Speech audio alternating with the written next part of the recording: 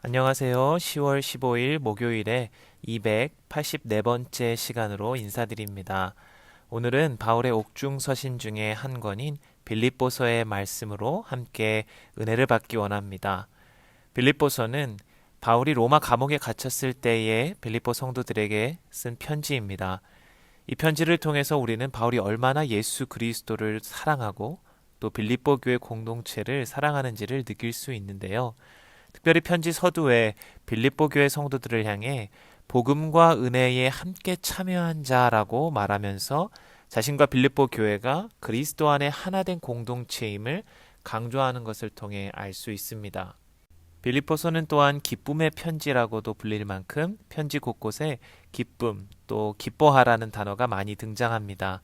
당시 바울이 처한 상황과 환경은 전혀 기쁨과는 좀 거리가 멀어 보이는 감옥 생활을 하고 있었지만 그가 복음 안에서 누리는 또 그리스도 안에서 누리는 그 참된 기쁨이 있었기에 그가 공동체 지체들에게 편지를 쓰면서 우리가 이렇게 함께 기뻐하자라고 말할 수 있었던 것이죠.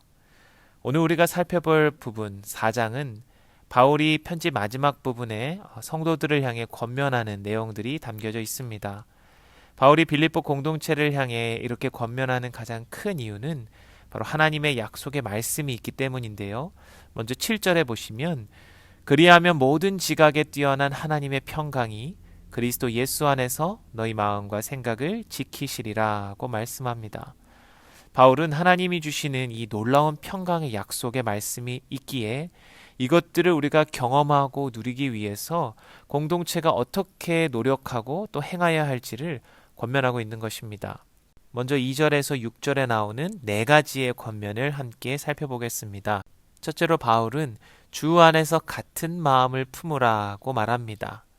교회와 성도들에게 하나됨은 그 어떤 것보다도 중요한 것임을 강조하고 있는 것인데요.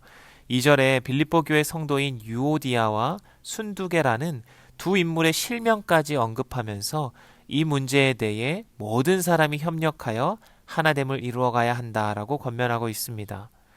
또 3절에는 분열과 다툼이 당사자들만의 문제가 아니라 옆에 있는 공동체 지체들이 서로 도와주고 협력하여 해결해야 하는 공동체의 문제임을 또한 말씀하고 있죠. 교회는 다양한 사람들이 모인 곳입니다.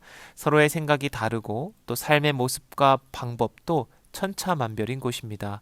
그러나 교회 공동체는 반드시 그리스도 예수 안에서 하나가 되어야 하는 공동체이기도 합니다. 나와 다른 배경, 또 생각, 성격을 가진 사람이라도 같은 예수님을 구주로 고백하며 믿는 사람이기에 그분으로 인하여 우리가 서로 용서하고 화합하며 같은 마음으로 복음의 삶을 살아낼 수 있는 공동체가 바로 신앙 공동체요, 교회인 것입니다. 이렇게 한 마음으로 하나 될 때에만 하나님이 허락하시는 진정한 평안과 평강을 누리게 될 수 있을 것입니다. 두 번째로는 항상 기뻐하라 라고 권면합니다. 우리가 이 말을 잘못 오해해서 슬픈 일이 있던 어려운 일이 있던 무조건 웃으세요, 긍정적으로 생각하세요 라는 뜻으로 받아들이면 안 될 것입니다. 바울은 기쁨의 분명한 이유를 제시하고 있는데요. 그것은 바로 주 안에서 기뻐하라는 것입니다. 핍박과 환난, 어려움이 가득한 상황에서도 항상 기뻐할 수 있는 이유는 기쁨의 이유가 우리의 환경이나 소유에 있는 것이 아니라 바로 우리 안에 계신 그리스도께 있기 때문입니다. 이 참된 기쁨을 알고 누리는 사람만이 상황과 상관없이 하나님이 주시는 평강 또한 누릴 수 있게 된다는 것이죠. 이 땅의 일시적인 것, 유한한 것이 우리의 영원한 기쁨의 이유가 될 수 없습니다. 내 영혼이 여호와를 즐거워하며 그의 구원을 기뻐하리로다 라는 시편 기자의 고백처럼 오직 영원하신 창조주 하나님만이 우리의 영원한 기쁨의 근원이요 이유가 되시기 때문입니다. 세 번째 바울의 권면은 관용을 베풀라는 것입니다. 시당 공동체 안에서 관용은 그리스도의 사랑을 실천하고 나누는 통로입니다. 한 몸이 된 지체들을 섬기고 사랑하며 또 교회 밖에 있는 자들에게 선을 베푸는 것, 이것이야말로 예수님께서 제자들에게 말씀하신 그리고 본을 보이셨던 섬기는 자가 되라 라는 그 말씀에 순종하는 것일 것입니다. 주께 순종함으로 이러한 관용과 사랑이 넘치는 공동체에 반드시 하나님이 주시는 평강이 따라오게 된다는 것이죠. 그리고 마지막 네 번째 권면은 6절 말씀에 아무것도 염려하지 말고 다만 모든 일에 기도와 간구로 너희 구할 것을 감사함으로 하나님께 아뢰라는 권면입니다. 이 말은 염려하지 말고 모든 것을 신경 쓰지 말라라는 뜻이 아니죠. 우리 삶에 일어나는 많은 일들, 그 모든 것들을 다 하나님께 기도로 아뢰라라는 것입니다. 우리가 염려하는 가장 큰 동기 중에 하나는요, 내가 모든 것을 다 컨트롤하려는 그 마음 때문입니다. 내 뜻대로, 내가 원하는 방향대로 모든 일이 이루어지기를 바라는 그 마음 때문에 내가 할 수 없는 부분까지도 걱정하고 염려하는 것이죠. 그러나 바울은 모든 것을 하나님께 맡기고 기도하라고 말합니다. 기도는 우리가 나 중심적인 사고를 하나님 중심으로 돌려놓는 열쇠와도 같습니다. 모든 일을 놓고 하나님께 기도한다는 것은 내가 나의 주인이 아니라 그 주인 되는 자리에 하나님을 모시는 것입니다. 그리고 그 하나님의 주권과 그 선하신 뜻에 나의 삶을 맡겨드릴 때에 우리는 진정한 평강을 누리게 되는 것이죠. 바울은 계속해서 8절과 9절에 또 두 가지의 권면과 하나님의 약속을 말씀합니다. 9절에 평강의 하나님이 너희와 함께 하시리라 라는 이 약속과 축복을 누리기 위해서 바울은 두 가지를 권면하는데요. 먼저 첫 번째로 8절에 이것들을 생각하라고 말씀합니다. 여기서 이것들은 8절 전체에 걸쳐서 바울이 언급한 목록들이죠. 무엇에든지 참되고 경건하며 옳은 것, 정결하고 사랑스러운 것, 칭찬과 덕, 이런 것들을 이야기합니다.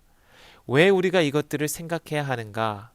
이것들은 우리 영혼에 있어서 너무나도 중요한 것들인데 바로 오늘날 이 시대가 우리가 이것들을 생각지도 못하게 하고 있기 때문입니다. 다른 말로 하면 우리 주위에 일어나는 너무 많은 일들 때문에 내가 신경 써야 할 일들이 너무나도 많다 보니 정작 영적인 것, 중요한 것들은 우리가 진지하게 고민하거나 생각지도 못하고 그럴 시간적 여유조차도 없다는 것이죠. 저와 여러분이 살아가고 있는 이 시대, 우리가 시간과 마음을 가장 많이 빼앗기고 있는 것이 무엇입니까? 바로 스마트폰이죠. 기술이 발전함으로 우리가 편리함을 많이 누리고는 있지만 이러한 편리함이 오히려 우리로 하여금 영적인 것, 또 중요한 것들에 대해 진지하게 생각할 것을 못하게 하고 오히려 다른 것들에 집중하며 더 바쁘게 만들고 있습니다.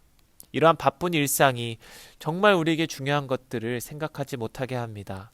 매일 스케줄을 보면 해야 할 일들이 꽉 차 있고 밀어놓은 일들도 너무 많고 만나야 하는 사람들, 하루하루 그렇게 바쁘게 살아가다 보니까 또 그것이 성공을 위한 길이요 열쇠라고 생각하다 보니 정말 우리가 깊이 고민하고 생각해야 할 진리가 무엇인지, 나의 영혼에 대해서 무엇이 중요한 것인지를 잃어버리고 무관심하게 되는 것이죠. 하나님께서는 이미 우리에게 가장 중요한 것, 우리 영혼에 필요한 것, 진리 대신 생명의 말씀을 계시하여 주셨습니다. 그리고 그것을 통해 우리 영혼은 무엇이 옳고 참되며 경건하고 정결한지를 깨달을 수 있게 하셨습니다. 하나님의 말씀을 묵상하는 것, 그것이 우리 영혼을 위한 가장 중요한 생각입니다.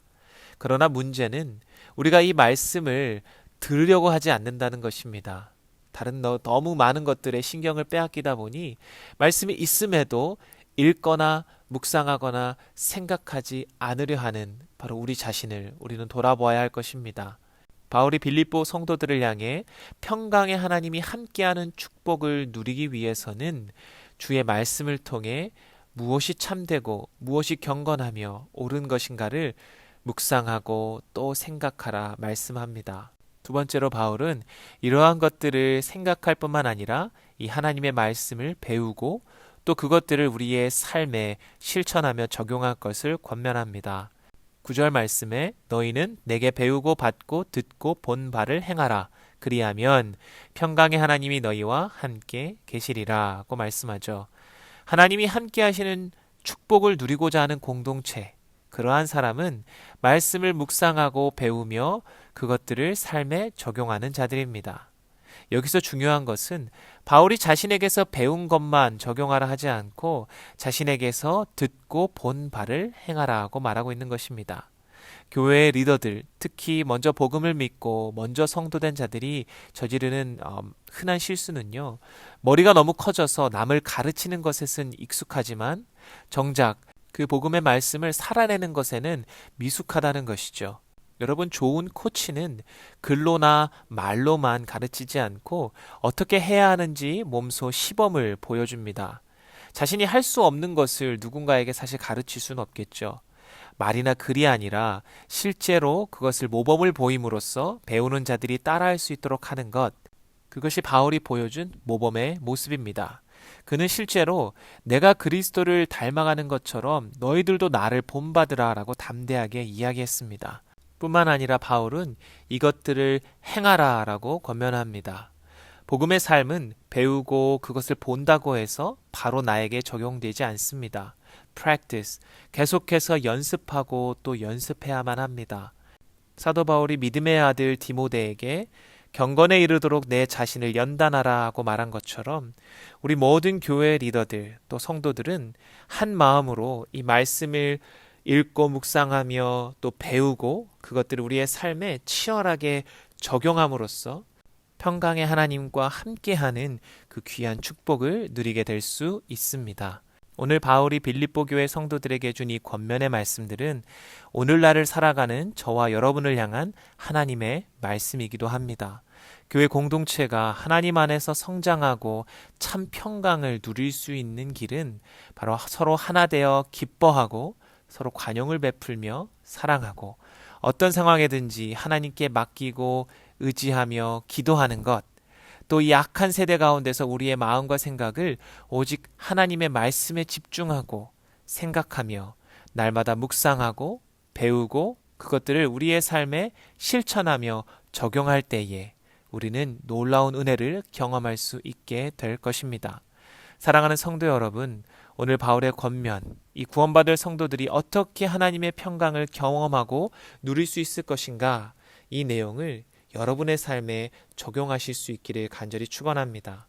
또 우리 세교회를 향한 이 말씀으로 듣고 코비드-19 시대에 온 세상이 혼란스럽고 많은 사람들이 참 낙심하고 힘들어하고 있는 이때에 우리 공동체가 믿음의 공동체의 모습으로 날마다 성장해 나가고 또 그 모습을 세상 사람들이 볼 수 있도록, 그래서 그들에게 이 복음의 메시지를 가지고 참되고 살아계신 하나님을 증거하고 또 우리는 그 하나님의 평강, 그 평강의 하나님이 우리와 함께하는 놀라운 임재를 날마다 누릴 수 있게 되시기를 주님의 이름으로 간절히 축원드립니다. 함께 기도하시겠습니다. 살아계신 하나님 아버지, 감사합니다. 오늘 사도 바울의 이 빌립보 성도들을 향한 사랑과 권면의 메시지를 통해 우리가 어떻게 함으로써 평강의 하나님, 그 하나님의 놀라우신 능력과 평강을 우리 삶에 체험하고 경험할 수 있는지를 깨닫게 하시니 감사합니다. 주님, 오늘 이 말씀 우리 삶에 붙잡고 정말 하나님 안에서 우리가 서로 하나 되며 서로 사랑하며 관용을 베풀고 또 어떠한 상황에서든지 그리스도를 인하여 기뻐하며 주의 말씀을 묵상하고 배우고 또 그 안에서 우리의 삶에 적용하기를 치열하게 힘쓰므로 그 은혜를 날마다 누리며 살아갈 수 있는 저희들이 될 수 있도록 주여 인도하여 주시옵소서. 우리의 삶의 연약함 주님 아십니다. 우리 모든 것 주께 맡기고 기도할 때에 우리 가운데 참된 평강으로 함께 하시며 또 그리스도 안에 날마다 기쁨을 누릴 수 있는 저희들이 되게 도와주시옵소서. 감사드리오며 살아계신 예수님의 이름으로 기도합니다. 아멘.